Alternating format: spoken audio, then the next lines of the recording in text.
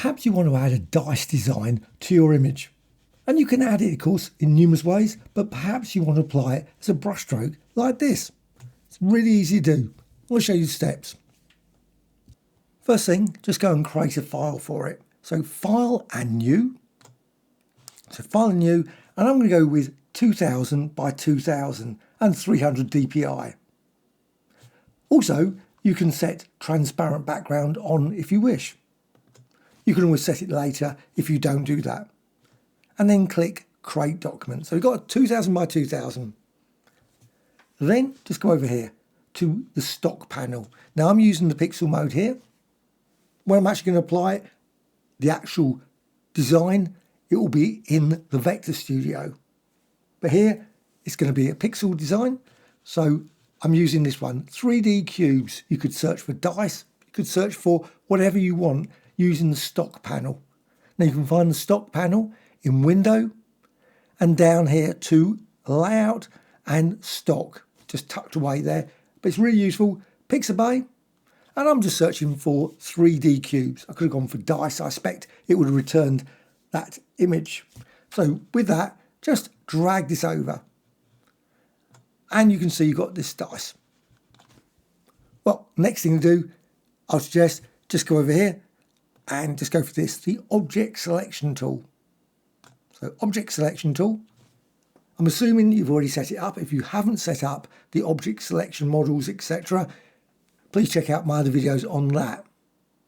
So once you've got this, you can then hover over here and you can see as you drag over here, you can see different parts are selected. Just go there. Once you're happy with that selection, it's a bit rough, it's not perfect, but it looks okay. So just click and you get selection. With that, Command or Control J just to duplicate that selection. And you will now have this. Just go over here to the layers panel, you've got the dice and you've got the underlying image. Now you can just remove that if you don't want that, so just delete it, and then you've got that. Pixel selection and deselect. Now you can resize it, apply some effects. If you wanted to change the colour, you could create different colour designs for it. But I'm just going to go with this one. I need to save it. That's the key thing. Save it, because unfortunately the feature of the path brush doesn't use the current selected item. I do not know why they didn't do that, but they don't. So you have to create a file for it. So go to File and then down to Export. And this is going to be obviously a pixel design, but it's going to be used with the path brush, which is a vector. So Export. I would suggest PNG. And with this, you've got this see transparency because you created it with a transparent background. Otherwise, if you didn't, you have to go to the document menu and set it to a transparent background. Also, I'm going with this selection area.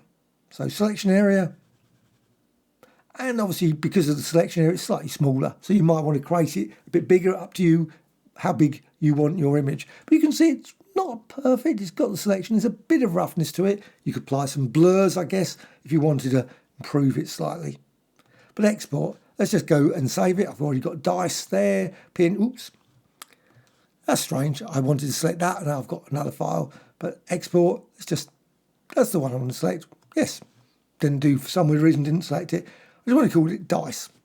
So I've got it now. Well, create another document, because obviously I don't want to do it in this one. File and New. Again, I'm going with 2000 by 2000 and click Create Document.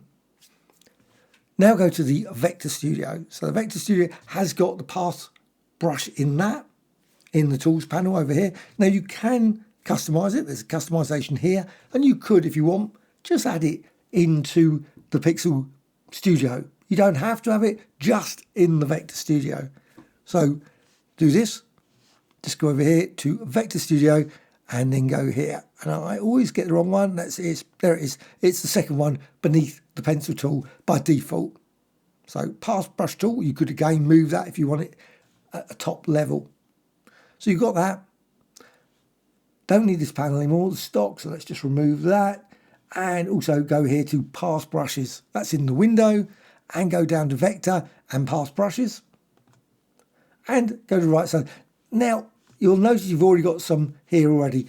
they're actually quite complicated ones. And I think it would be, I mean, you could create them. But it's a bit of a fiddly thing to do, I think, to create really complex ones. But you can create, obviously, the dice one fairly quickly using this approach. The more complex ones, you'd have to spend a lot of time making so it all lines up so you get a nice stretching design across the entire document. It can be done, of course, but a bit longer. With this, you can see you've got a cat one, which is very nice, Affinity Cat. Now we're going to have some Affinity dice. So just go up here and you've got to drop down. Click there and New Textured Image Brush. That's the one you want. So with that, just select that and then go for the dice. Now I've also got the other one there as well, which one I didn't want to create, but click Open. And now you can see it's saved. Now it's called it Dice 2 because I'd already got one there already called Dice. And then you can just double click. Now create it at 64. You can always double click and then you can set the stroke width. And it was quite a big document, so it was about 800 or so. You probably push it up quite nicely for a little way there. So you've got something like that. And by default, it will be like a stretch design. So it stretches it. And you can then, of course, apply it. Let's just apply it. And you can see now as you apply it, you get this. Now, the reason you're getting the colour, the actual colour here, is because this over here is, over the background, is actually not set. That one there. Make certain the stroke, I should say, is not set. That's what you want to have not set to anything. So you can apply it like that. Let's just remove that. Close. Let's just delete it. Undo. And double click again. Because you can also go for repeat. And just click there and you can see then you've got your dice. Now, obviously, you've just got a single dice. It would be nice to actually have multiple different dice in that, I guess. You could create the design, of course, with different coloured designs. Perfectly reasonable. And now, change the stroke width. And you can also modify these as well, the head and tail offset. You can use that for stretch as well as repeat. And just apply it. And you can see now, as you apply it like that, you get that result. And you can, of course, fill the entire design very quickly like that. Undo again. Now, as mentioned, what you can do is you can go over and set the stroke colour. So where's the stroke colour? Just go over here. Just click here. And with that, you got here the colour. And I'm going to go and set it to, say, green. So now with green here, now apply it. And you can see now, instead of obviously this colour bump, you've got green. Now, unfortunately, this colour does not get randomised. It would be lovely if it did. So if you set it, you have to set it again and apply it like that. Click here again and set it to blue. And you can see you can create multiple coloured dices very quickly, this approach. But it's a bit fiddly. It would be lovely if there was a colour feature. Sadly, I do not know of one. Please put in the comments below if you know a way of randomising the colour. It will be a great feature, but it's not available. You can also, if you want to, just change this. You can see you can drag these little head offsets and tail. They're a little bit fiddly. You can set values here, but you can see as you do that, you will get this sort of tube-like design. You can get something like that. And you can apply it and you can see now you get this. It's still a repeat, but you can see now you get this very weird design cut like that. And of course you can move it there. You can also move it like that to create a different slice within that, and you can apply that of course as well. And again, just change this, just put that to there. Pulled up the colour. Weirdly, there is no actual setting to set it to no swatch in this, in the colour chooser. So if you want to change the colour, you have to click up here and then just set it here. So you just click there and then you got the colour there. Now there is another option. Let's just quickly go up here and just click up here, and you notice you've got gradient as well. So with the gradient, let's just go with the gradient there. So let's just, I'm just going to set a colour. And now when you apply it, you can get colour. So technically you could sort of create different colours by just adding a more complex gradient, I guess. That would be a way of doing it. So let's just move that out of the way. It's always the way. make that blue and make that, say, double click there and add another one. Let's go for a green like that. And you could then, of course, get a more colourful design. It's not as flexible as a random colour feature though. And you can see you can create all kinds of different designs using this approach. But again, the gradient can be set there. Now, you'll notice the gradient, however, is being linear. You could set it, of course, to radial. Just set it there and then apply it like that. And you can see you get a different result that way as well, which is very nice. But also, what you can do, let's just close this now. So you've got your brush there.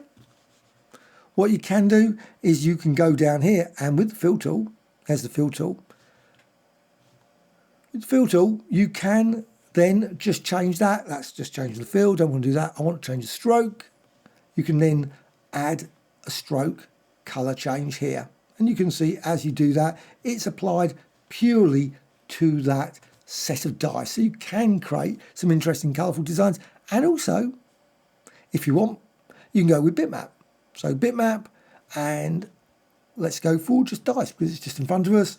Click open, and now you've got the dice are added as an interesting combination with the dice. So you've got dice within the dice to create some slightly more interesting artwork. Hope you found this of interest. Any questions, thoughts, please let me know. Bye.